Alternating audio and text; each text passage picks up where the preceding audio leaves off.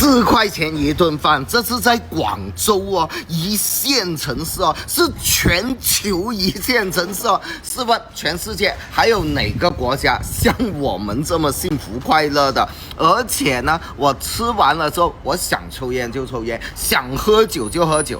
上个星期在新加坡吃个麦当劳都100多块钱，又不给抽烟的。天哪，有谁知道究竟是什么原因导致的？广州连永旺的人都越来越少嘞。现在广州各大商场都是这样子了吗？今天在融创茂这边，整个商场都没几个人。现在经济都这么萧条了。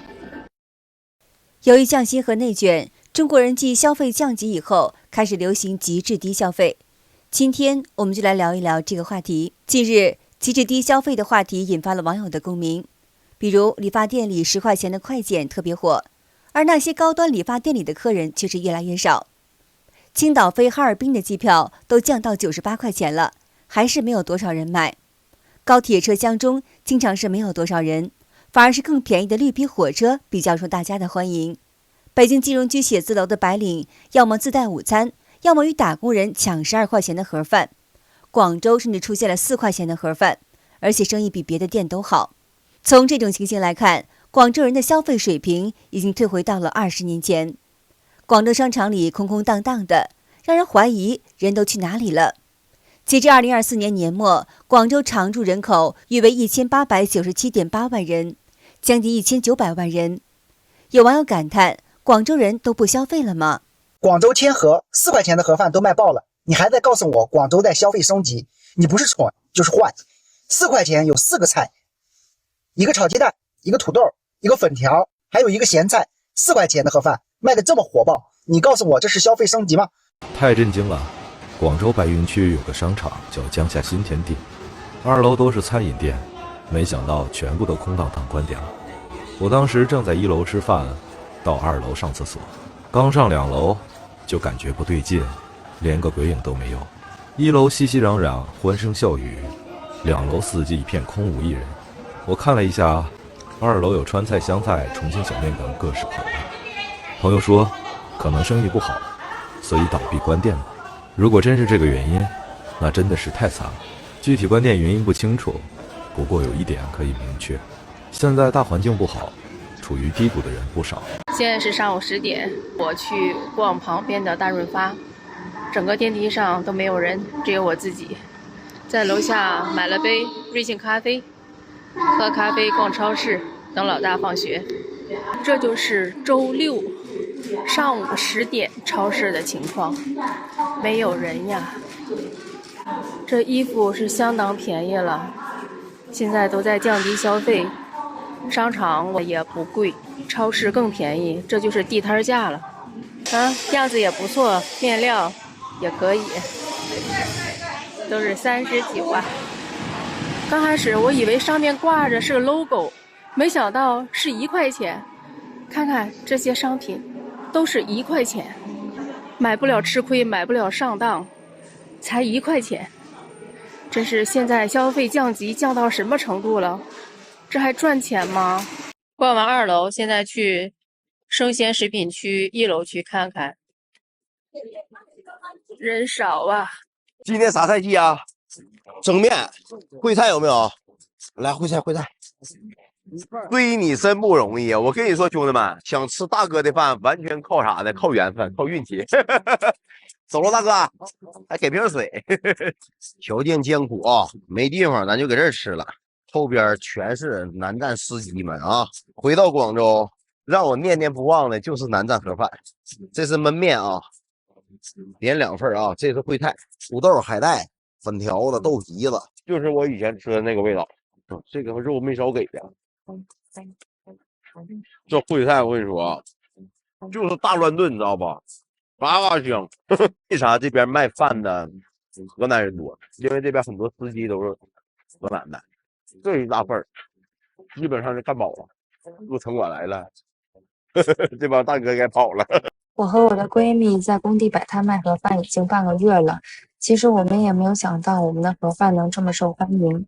从第一天只准备了7份，几分钟就卖光了，到现在每天准备50-60份，我们越来越充实有动力。每天早上的时间很紧凑，只有我们2个人，好在不像在刚开始的时候手忙脚乱。今天准备了58份，开始出摊了。工友们从10点半开始陆陆续续下班，刚摆不久就迎来了第一位顾客。米饭不够吃，我们都是给2盒，12元2荤2素，再送1瓶饮料和汤。你们觉得贵吗？可以给我们一些建议。好啦，收摊了，今天剩了1份，还算不错，拿回去自己吃了。明天继续加油。我一看，眼前这个男人叫村哥，40岁了还在找工作，没有收入嘛，自然想少花点钱，所以他现在每天只花10块钱。我说1天10元钱怎么够呢？他就给我表演了一番。早餐2个鸡蛋加1杯牛奶，2个鸡蛋1块钱左右，1杯牛奶2元，早餐就花掉了3元。那午餐咋办？村哥带着我去菜市场逛了一圈，买了6个青椒3元钱，2根黄瓜2块5，一大块里脊肉30元。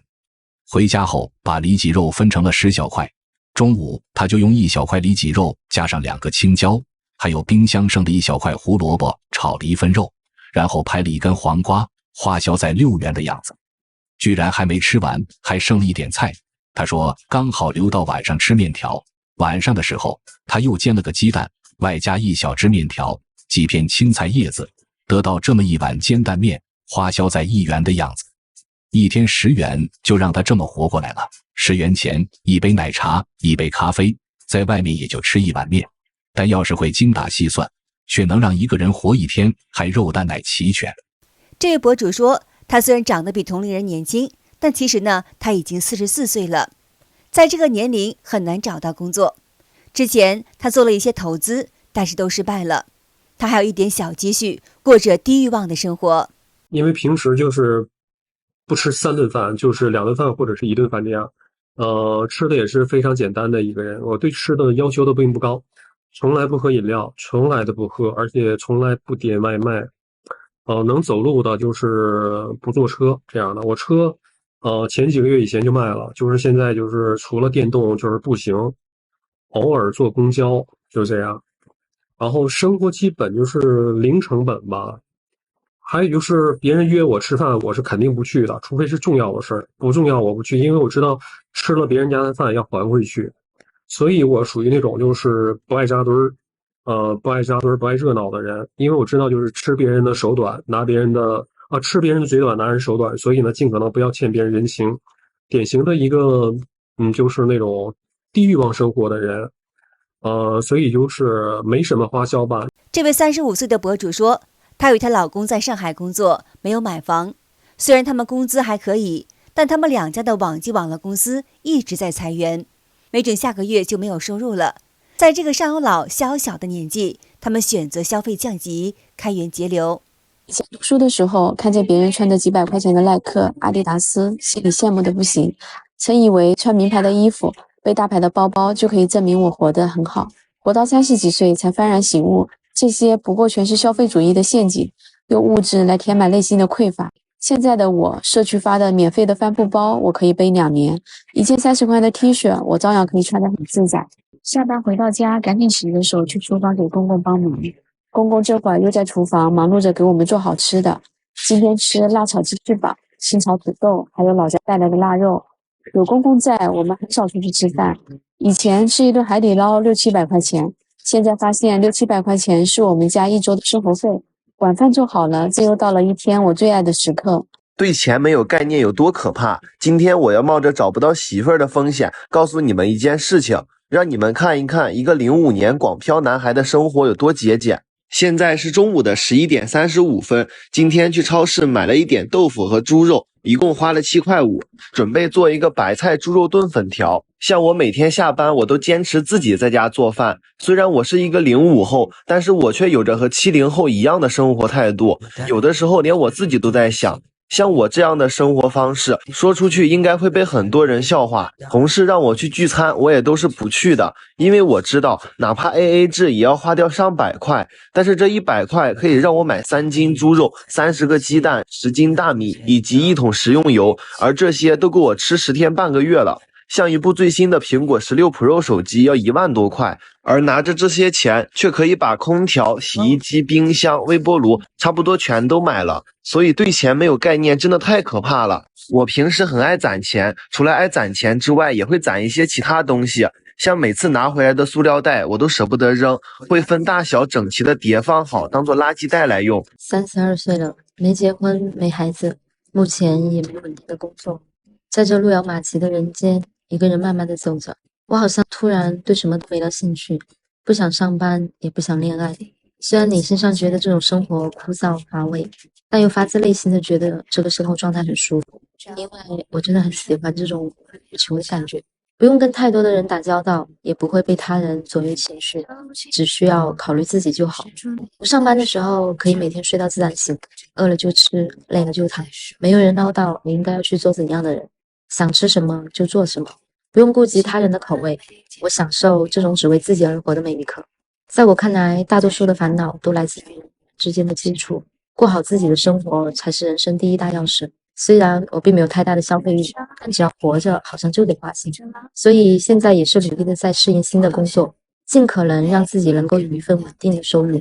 00后情侣为了能攒钱买房，每天控制在10块钱之内。我们在佛山打工，每个月1万2左右，每天下班坚持自己做饭，拒绝点外卖。今天晚餐花费3块6。我们00后过着80后节俭的生活，这样的精打细算、省钱的过日子会不会很丢人？今晚有青菜，敲3个鸡蛋来炒就行了，3个鸡蛋就1块6，3个鸡蛋加点水进去也挺多的了，煎起来满满一盘，煎好的鸡蛋再炒一下，这样更好吃。我们认为普通人最稳妥赚钱方法就是省钱，在外打工不是看赚了多少，如果不懂得节俭，赚再多的钱也是被挥霍掉，只有真正存下来才是自己的。今晚做的这2道菜感觉还不错，今晚的米饭煮的有点多了，有点要浪费掉。其实过日子一定要懂得精打细算，这样日子才会过得稳，过得久。好的，今天就和大家聊到这儿了，请您记得点赞、订阅、留言，并且分享给您的朋友们。感谢您的支持，我们下期节目再见。